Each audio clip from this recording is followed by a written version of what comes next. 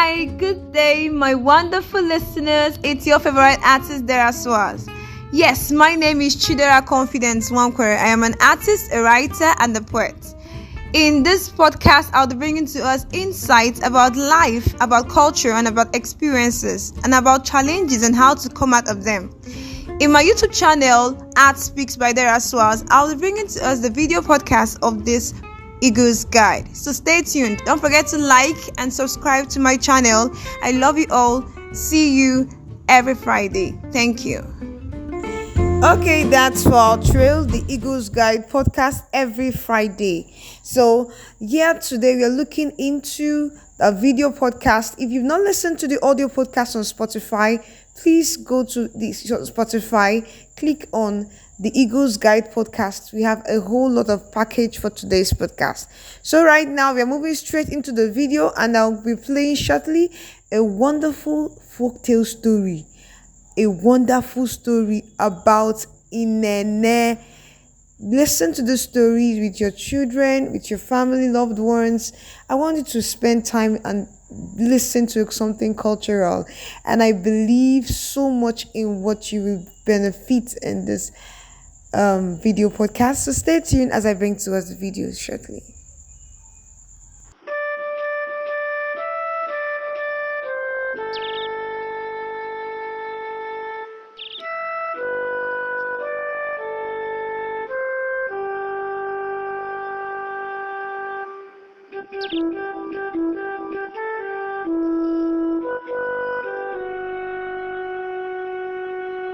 A very long time ago, in a small village in the Benin Kingdom, there was a damsel by the name INENE who lived with her mother INENE and her sister Ekpofi.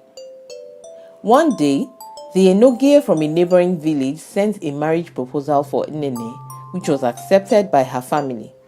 And so, the marriage rites were conducted according to the Benin customs and traditions, after which the Enogie, that is the king of the neighboring village, and his procession returned to where they came from.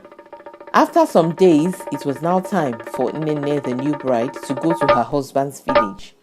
But before INENE could embark on this journey, her mother dressed her up very beautifully, made up her face well, and adorned her with very beautiful and valuable jewelries.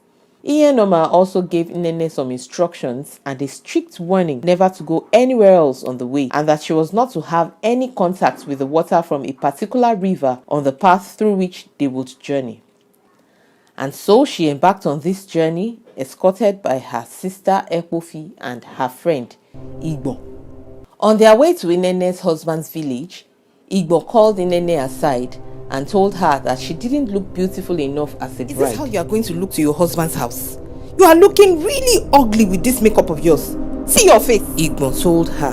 So Igbo suggested that they go to a nearby river, the same river INENE's mother had warned her about, to wash her face. Unfortunately, INENE had forgotten all her mother's warning about that river.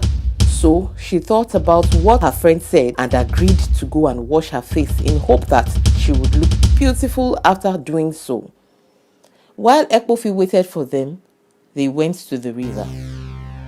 On getting to the river, Igbo instructed INENE to pull off all her dress and jewelries, which she did accordingly.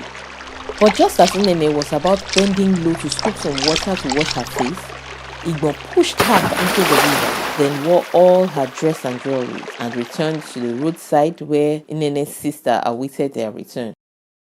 When Ekpofi asked about INENE's whereabouts, Igbo lied to her and told her that INENE had fallen into the river. Ekpofi exclaimed and broke down in tears and wept bitterly.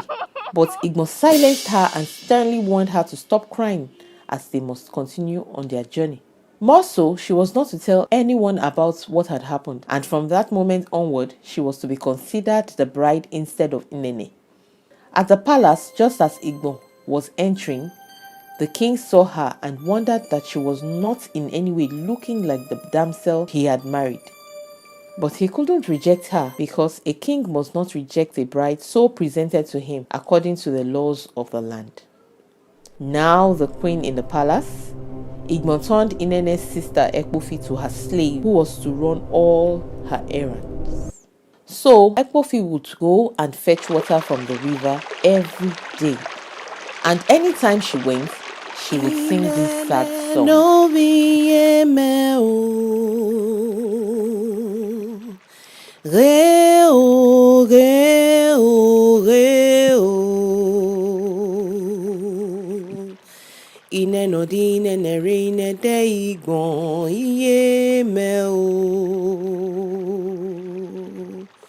Oh yeah, oh yeah, oh yeah. As soon as she finished singing, Inene would swim out of the river in her mermaid form.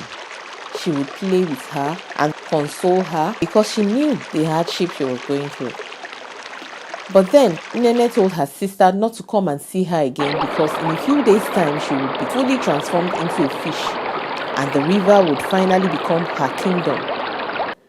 Nevertheless, Ekpofi still went to the river the next day and the day after that, and on both days, Inene told her the same things she had told her before.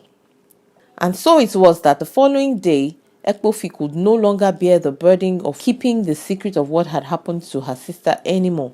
So she went to the king and told him everything that had transpired. How Igbo had pushed Inene into the river, how she had worn her dress and jewelries, how she had threatened to kill her if she disclosed what had transpired, and how she had finally declared herself the bride instead of Inene.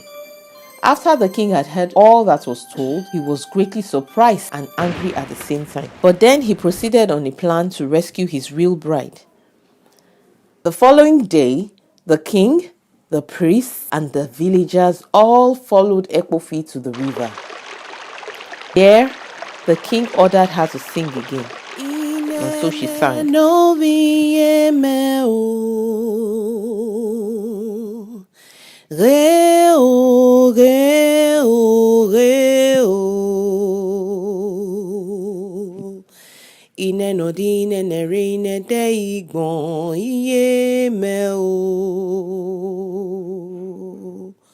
Oh yeah, oh yeah, oh yeah. And to the amazement of everyone around except Ekpofi, a beautiful mermaid swam out. Only that this time, she was not aware that the whole village was present. She was about to scold her sister for coming again when she realized that they were not alone. But before she could swim back, Too late. she was captured and taken back to the village where she was later to be made the bride and queen. When they all got back to the village, some appeasements were made for her while fire was put around her to completely remove the river's water from her body. Soon she became fully human again and restored to herself. After Inene was restored, she requested to see her friend Igbo, who was about to escape because she already knew that her evil deed had been exposed. She was brought before the king and the queen, and the king pronounced a judgment on her. Igbo was to be banished into the forest for the rest of her life. Okay, that's the end of that amazing story. Did you listen to that story? It's a whole lot of package in just a little period of time. Wow. Irene was later rescued. Okay, that's a short story by Bisola Olorunfumi on Instagram, or you can search for my Nigerian folktales on Instagram. That you'll find amazing videos on folktales. Okay, that's the end of today's podcast. If you want to know everything we talked about today, please try to listen to this same podcast on Spotify. We talked a lot about the museum, the things experienced in the museum. I went to the museum today, so I saw so many things. So stay tuned for next time.